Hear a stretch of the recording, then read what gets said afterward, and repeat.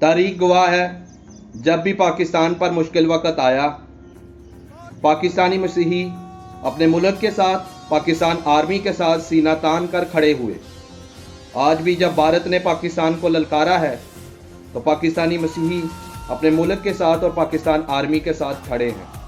اس کی ایک اعلیٰ مثال تصویر میں نظر آنے والا یہ مسیحی نوجوان ہے، جس کا نام کامران بشیر ہے، اور یہ مسیحیوں کی طرف سے پاکستان کی نمائندگی کر رہا ہے۔ خدا تعالیٰ ہمارے ملک پاکستان کو سلامت رکھے، اسے سرفرازی دے، اور ہمیشہ ہمارے ملک کے لیے، پاک آرمی کے لیے آسانیاں پیدا کرے۔ پاکستان زندہ باد، پاک آرمی زندہ باد۔